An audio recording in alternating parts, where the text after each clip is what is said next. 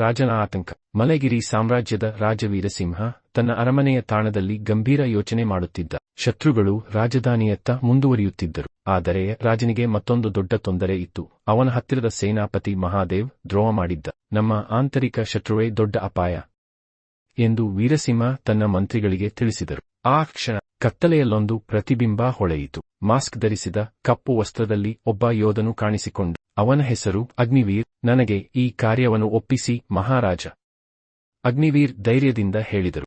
ಮಹಾದೇವ್ ಈಗ ಶತ್ರು ರಾಜ ನಾಗಸೇನನೊಡನೆ ಸೇರಿಕೊಂಡಿದ್ದ. ಶತ್ರು ಕೋಟೆಯ ಸುತ್ತಲೂ 10 ಯೋಧರು ನಿಂತಿದ್ದರು. ಆದರೆ ಅಗ್ನಿವೀರ್ ಇದನ್ನು ತಡೆದು ನಿಲ್ಲಿಸಲು ಬದ್ಧನಾಗಿದ್ದ. ಅವನು ರಾತ್ರಿ ವೇಳೆ ಕೋಟೆಯ ರಕ್ಷಣಾ ವ್ಯವಸ್ಥೆಯನ್ನು ಗಮನಿಸಿ ಪ್ಲಾನ್ ರೂಪಿಸಿಕೊಂಡ. ಸೈನಿಕರು ಅರಿಯದಂತೆ ಬಲೆ ಹಾಕಿದ ಹಾವಿನಂತೆ ಅವನು ಕೋಟೆಯ ಒಳಗೆ ಪ್ರವೇಶಿಸಿದ. ಗಾಢ ಕತ್ತಲೆಯ ಗುಹೆಯೊಳಗೆ ಮಹಾದೇವ್ ಮತ್ತು ನಾಗಸೇನ ಕುಳಿತು ರಾಜನ ಪತನದ ಬಗ್ಗೆ ಚರ್ಚಿಸುತ್ತಿದ್ದರು. ನಾಳೆ ಬೆಳಗ್ಗೆ ವೀರಸಿಂಹನ ಕೊನೆಯ ದಿನ, ಮಹಾದೇವ್ ನಗುತ್ತಾ ಹೇಳಿದರು. ಆದರೆ ಗುಹೆಯ ಹಿಂದಿನಿಂದ ಯಾರೋ ನೋಡುತ್ತಿದ್ದರು. ಅಗ್ನಿವೀರ್ ಶತ್ರುಗಳನ್ನೆಲ್ಲ ಮೌನವಾಗಿ ಸೋಲಿಸುತ್ತಾ ಮಹಾದೇವನ ಎದುರು ನಿಂತ. ನಾನು ನಿನ್ನ ಕಪಟದ ಅಂತ್ಯ ಮಾಡುತ್ತೇನೆ. ಅಗ್ನಿವೀರ್ ಕತ್ತಿಯನ್ನು ಹೊರಳೆದು ಗರ್ಜಿಸಿದ. ನೀನು ನನ್ನ ಮುಂದೆ ಏನೂ ಅಲ್ಲ. ಮಹಾದೇವ್ ಕಿವಿ ಮುರಿದ ನಗುವಿನಿಂದ ಕತ್ತಿಯನ್ನು ಹೊರತೆಗೆದ.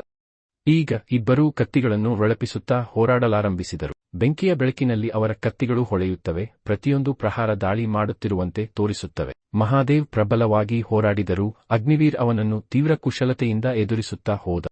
ಮಹಾದೇವ್ ಕೊನೆಯ ಪ್ರಯತ್ನಕ್ಕೆ ಮುಂದಾದ. ಆದರೆ ಅಗ್ನಿವೀರ್ ಅವನನ್ನು ಕತ್ತಿಯಿಂದ ಹಿಂಬದಿಗೆ ಒತ್ತಿ ಮಣ್ಣು ಕುರುಹಿಸಿದ. ನಿನ್ನ ದ್ರೋಹಕ್ಕೆ ಇದು ಅಂತ್ಯ ಎಂದಾಗ ಮಹಾದೇವನ ಕಣ್ಣುಗಳು ಭಯದಿಂದ ಹೀಗಾಗಿದ್ದವು. ನಾಗಸೇನನ ಸೇನೆಯು ಇದರನ್ನು ನೋಡಿ ಪರಾರಿಯಾದರು.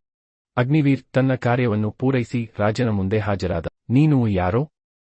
ನಾನು ನಿನ್ನನ್ನು ಸನ್ಮಾನಿಸುತ್ತೇನೆ, ವೀರಸಿಂಹ ಸಂತೋಷದಿಂದ ಹೇಳಿದರು. ಆದರೆ ಅಗ್ನಿವೀರ್ ಕತ್ತಲೆಗೆ ಕಾಲಿಟ್ಟು ಮಾಯವಾಯಿತು. ಅಗ್ನಿವೀರ್ ಯಾರಾಗಿರಬಹುದು? ಈ ಪ್ರಶ್ನೆ ಎಲ್ಲರ ಮನಸ್ಸಿನಲ್ಲೇ ಉಳಿಯಿತು. ಒಂದು ಕಾಡಿನ ಮಧ್ಯೆ ಬೆಳ್ಳಗೆ ಚಂದ್ರನ ಬೆಳಕಿನಲ್ಲಿ ಶೂನ್ಯ ಕಣ್ಣಿನಿಂದ ತೋರುವ ಯೋಧನ ಪ್ರತಿಮೆ ಅವನ ಕಥೆಯ ಇನ್ನೂ ಜೀವಂತಿಕೆ ತೋರಿಸುತ್ತಿತ್ತು.